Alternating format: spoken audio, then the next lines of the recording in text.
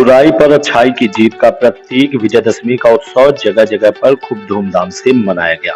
कानपुर में जगह जगह रावण दहन का कार्यक्रम आयोजित किया गया, जिसमें लोगों ने भी बढ़ चढ़कर अपनी उपस्थिति दर्ज कराई।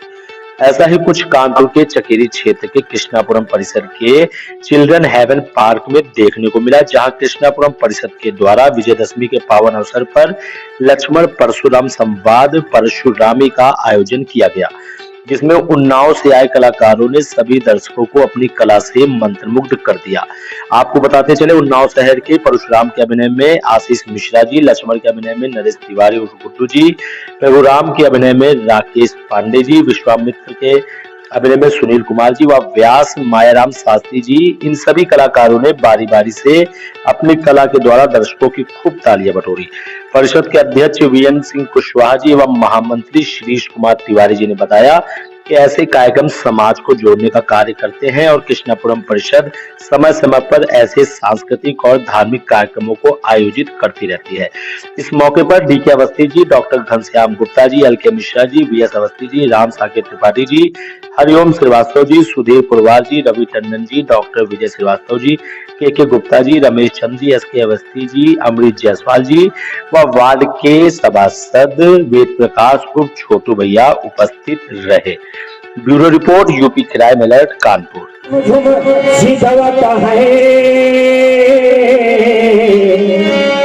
मन मोहि तुम्हारे रामनो खेले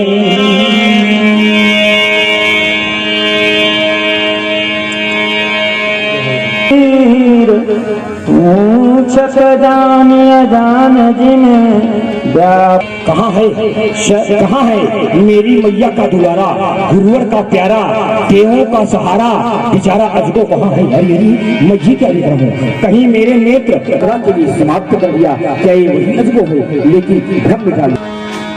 सुनत बचन फिर अनत निहारे, देखे ही चाप खंड मही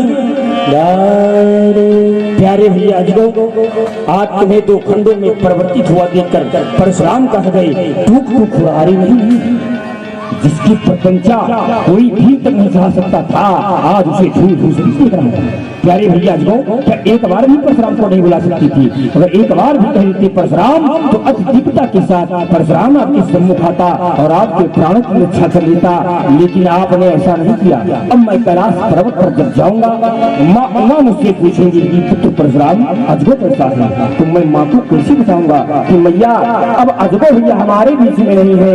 तो माँ मुझसे कहेंगी कि पुत्र परशुराम, अरे धिक्कार है तेरी वीरता पर धिक्कार है, अजगो की रक्षा न कर सका, अजगो की रक्षा न कर सका, कैसी कुछ दिखाऊंगा भैया? परशुराम उसको शिविर में नहीं छोड़ेगा, शिविर में नहीं छोड़ेगा। हमारा कहने का अभिप्राय ये है नहीं है कि कभी नहीं किया है क्रोध, लेकिन ऐसा क्रोध नहीं किया है जैसा आज आप कर रहे हैं। बहुत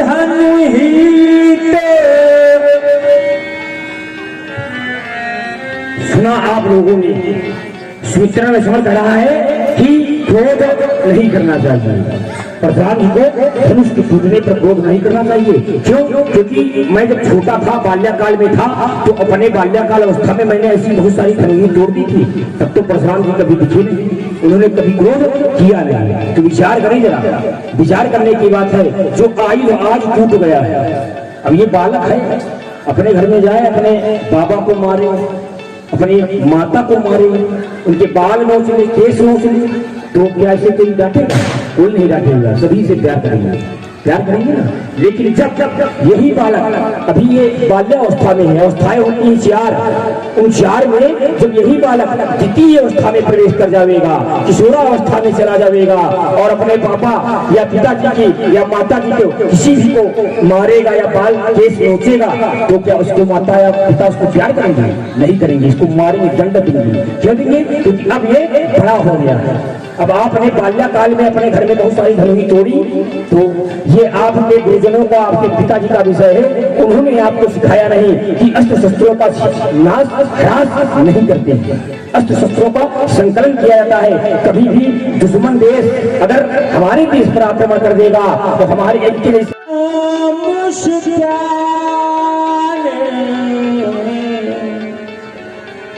बोले समुदान भैया सुना आपने मुनि के वचन। वैसे विरोध हर कार्य का होता है। अच्छा कार्य है तो भी विरोध और बुरा कार्य है तो विरोध होना स्वाभाविक है।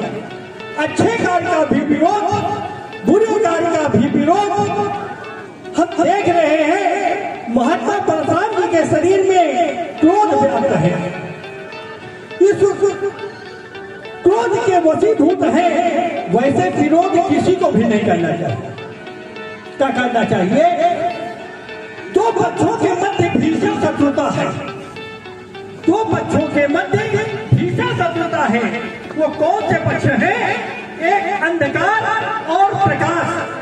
अंधकार और प्रकाश के मध्य भीषण शत्रुता है। परंतु जब दोनों नमे और झुके, जहां राम तहाँ काम नहीं, जहां काम महिला, तुलसी कबहू रही न सके, रवि रजनी एक धाम। अंधकार और प्रकाश दोनों एक स्थान पर नहीं रह सकते। जब दोनों पक्ष नमे और झुके, दोनों पक्ष के नमने झुकने से एक सुंदर शब्द उत्पत्ति हुआ। सुंदर शब्द की उत्पत्ति हुई। वह शब्द है संध। संध के से ही उत्पन्न हुआ है संध्या। संध्या वैसे हम देख रहे हैं महात्मा परशुराम जी के शरीर में क्रोध व्याप्त है। वैसे वही ये कार्य कर सकता है। मेरे लिए क्या आदेश है? राम, आप राजा दशरथ के ज्येष्ठ पुत्र हैं, सबको पर विचार नहीं किया। आपने कहा सुनो नाथ, जिसने भी भगवान शंकर की आयु को 2 खंडों में परिवर्तित कर दिया है वो आपका दास है। अगर वो मेरा दास है तो आवे और इन चरणों में सेवा करें। अगर ऐसा नहीं कर पा रहा है तो फिर क्या करना चाहिए? जिस सेवक से जो करे शिवकाए, आरे करनी नारायण।